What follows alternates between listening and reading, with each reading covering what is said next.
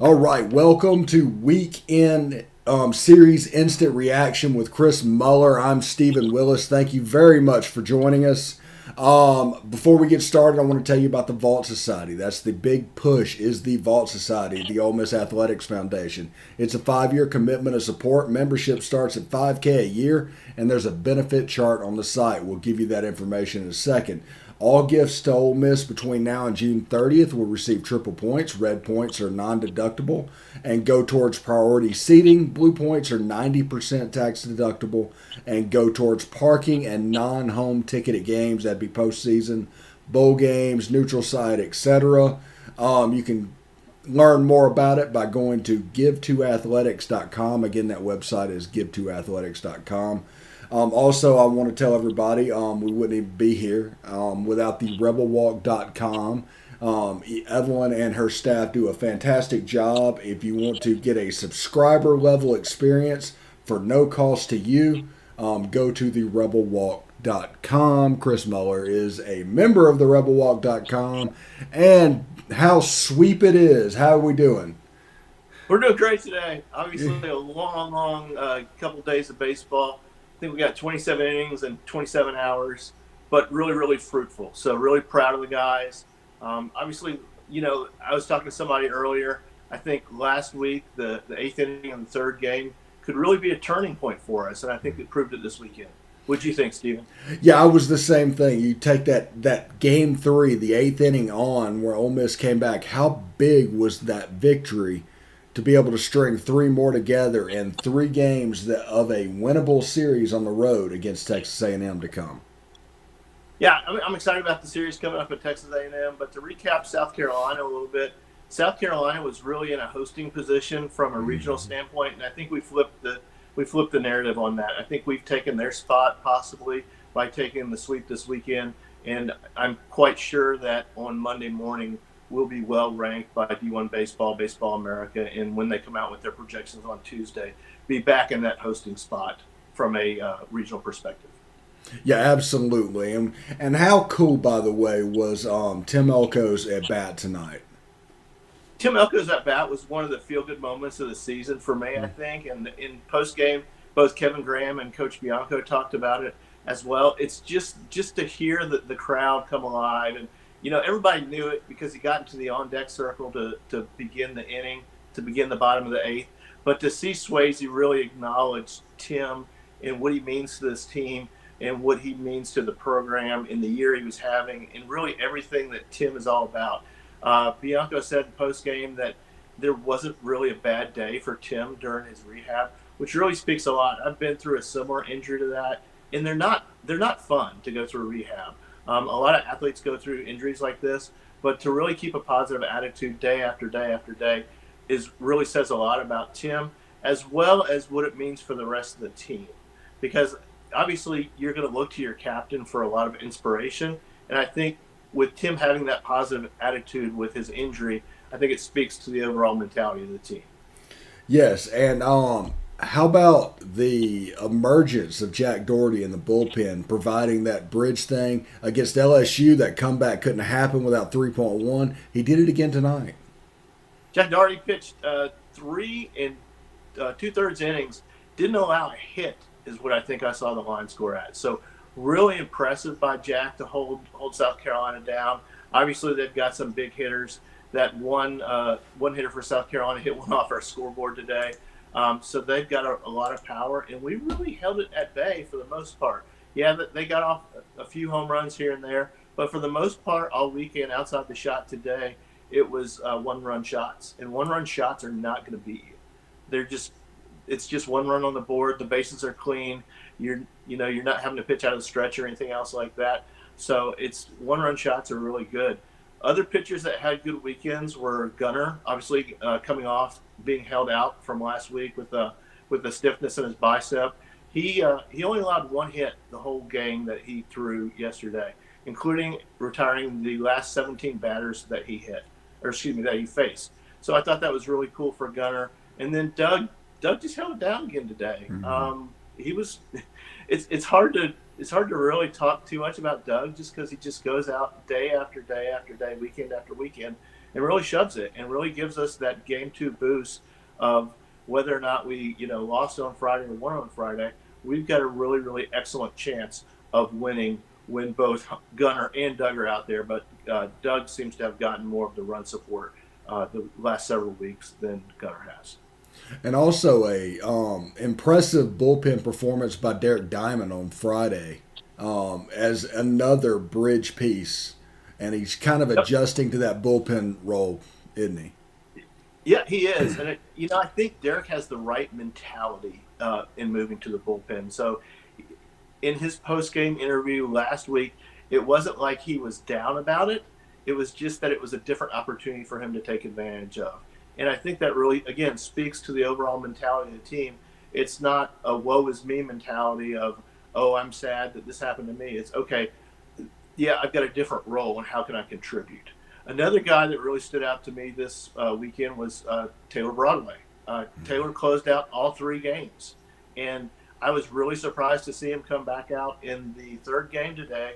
But again, Taylor just shoved it. And, I think he allowed the double, but that was really it. And everything else was really clean. And there wasn't a lot of, difficult defensive plays. He didn't seem labored. Seemed real excited. Obviously, the strikeout to get the first out of the inning was huge. And then just got the last 2 batters just to kind of whimper out. And, South Carolina goes home not feeling really good about themselves right now. Yeah, I can't imagine going back to Columbia, South Carolina after that. And it is a potential for tanking of their season. They've got Mississippi State coming up next. And how they rebound in that series is going to make or break their season. Yeah, I think they've got some other tough opponents coming up too. I don't remember the whole rest of their schedule like I know Ole Miss's schedule, but it's the last 3 weeks for them are no picnic by any stretch of imagination. I mean, our last 3 weeks aren't a picnic either. But Texas A&M coming up, I think that we should take at least 2 out of 3 from them, if not really go down there and dominate really well. From an offensive perspective this weekend, we really were opportunistic, I think is the word that I would use. All weekend long. Yes, we were buoyed by the long ball, but on last night, Friday night, we only had 1 extra base hit, yet we managed 5 runs. So I think, very opportunistic there. And then today we were assisted quite a bit by the long ball. I think all 5 of our home runs in game 2 were accounted by the long ball from Gonzalez, Dunhurst, and benched. And then Graham had a big shot today as well. Yeah, I'm really excited to see Gonzalez and McCants develop over the next 2 years. They're special players. Absolutely. I think that TJ, I don't know if he's going to move back to the infield. I think he may have. It's kind of the Bianco mold to find a young man that can play the infield and move him out to the outfield. And he kind of stays out there for a long, long time. If you remember back to Ryan O'Winick, I think J.B. Woodman was a converted infielder to outfielder. So there's a long, long list of athletes that have been converted from the infield to the outfield. TJ's got the speed to be able to play center field. He's obviously has the bat. He's leading the team right now at 363 batting average. So really excited about that. From a team perspective, Graham follows him right at 355. We've got 6 of our 9 hitters that are hitting 299 or better. I was hoping to say 300 or better, but the numbers never lie. Yeah. And Jacob Gonzalez, is there a chance he could grow out of shortstop? I think he's going to live at shortstop. I don't know where else I would really want to move him to, unless TJ competed for that position next fall. And I guess you'll see that. I mean, Mike likes to have those competition spots, but I just think that he's really smooth at shortstop, and I don't see him moving. I think Chatnier's got second nailed down next year, and I don't, maybe third. What are you thinking, Steven? I'm looking at Jacob Gonzalez's frame, and he can easily hold 220 pounds. Okay. And once the nutritionist gets a hold, he might move over to third base. That might be where his future lays. And you have somebody like T.J. McCants playing shortstop. And Chatnier, you're right, at second base. But it's really interesting. There's a Tyler Keenan development arc that I think you're going to see with Jacob Gonzalez. That makes some sense. I can see that. Obviously, over the next 6 to 8 months, he would need to put on a little bit of weight, I think, to hold down that third base position. But I think it's possible. Yeah. And I have a theory. My theories are unique and fun, but I think Hayden Dunhurst is the most important hitter in our lineup. Not the best necessarily, not the most statistically sparkling, but he's the most important because when he goes, the offense kind of goes. Yep, I can definitely see that. I mean, Hayden, as well as from a defensive perspective, if you looked in the top of the ninth inning, there are a lot of balls that really got put in the dirt, and Hayden had to block them up pretty hard today in the first game of the doubleheader. So I think that not only offensively but defensively, he's hugely important to us. Yeah, and it's a little bit late in the season to. I have a little worry about maybe a hole in Kel Baker's swing and how that's going to develop over time and what we're looking at going into regionals and super regionals. But as it is, if they mess up and throw it in his wheelhouse, I mean, he's going to hit it hard. And Justin Bench, I consistently look at him and I try to kind of pan him. And every time I do, he comes out and has a good performance. It's amazing. It really is with Justin. I don't. Maybe it's his frame that it just doesn't look like it's got a lot of power to me. I don't know, but then he takes a shot, it sends it over the wall, and bye bye baseball. So I'm really happy with his run production. Yeah, and that was answering the home run from South Carolina. That was a big home run. Because the half inning before, South Carolina hit the home run off Doug, and that could have been a very momentum-building inning for South Carolina at that point. Yeah, and I think you're right about this momentum thing and analyzing and thinking about the whole weekend. We really answered every bell that they kind of rung at us and never let them get – they never had a big lead. I mean, I think 3-0 was the only lead they had all – maybe the only lead they had all weekend. Maybe in game one they hit a home run to go up 1-0. Okay, yeah, they hit a run, but that 3-0 lead, I really wasn't concerned just based upon the way that we seemed to battle in game threes, that we never seemed out of it in game three. So it really 3-0 didn't really concern me because I thought back to Arkansas and thought back to LSU, and I said, our sticks are going to come around and we're going to hit the ball and. Unless you put up 11 runs on us, then, I mean, we're not out of the game. And even if you put up 11 on us, we're still not out of the game. Oh, okay. And before we get out of here and everything, Wes Clark's home run. Have you seen a ball get creamed like that at Swayze before? And what does that remind you of? Good grief, he killed it. I think I've seen who hit it last week over the wall in center field. I can't remember who it was for us. But I've also seen when Tennessee Tech came during batting practice, this was not during live action, but during batting practice, I saw probably a 463-foot home run off one of their big boppers. So, that guy can hit the ball, obviously. And we like I said, we really did a good job of minimizing their opportunities to hit those big home runs with runners on base this weekend, which I think is a credit to our pitchers.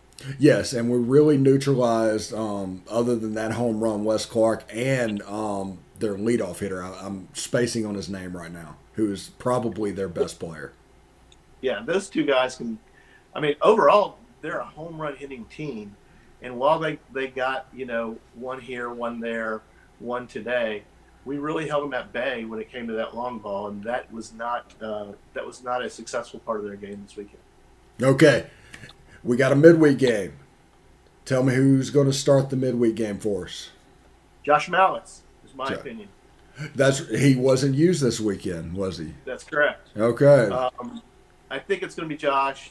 Again, I think it's, we'll see Wes Burton again at some point in time for at least an inning. We'll see a lot of players throughout the course of the game. It's just kind of a get by to the weekend opportunity for our pitching staff. Not that we don't want to win the game, because we've seen that what can happen when you mess around and start losing midweek games, and it starts to put doubts in the committee's mind about whether or not you're in a good hosting position. But we're going to see a lot of pitchers just because that's the way our midweek setup goes. Yeah, and I'm looking forward to that. I think it's against Arkansas State. Am I correct there? That sounds correct. And that'll be on the SEC Network on Tuesday this weekend. Friday, Saturday, and Sunday against Texas A&M at College Station at Bluebell Stadium. I think it's Bluebell Stadium. I like Bluebell ice cream. It's pretty good. Yeah, Bluebell Park. Bluebell Park. So that should be pretty interesting to see. I battled in. I'm under the weather today. I hope everybody just please be patient with me. But if Tim Elko can go up to bat with a torn ACL, I can do my job as well.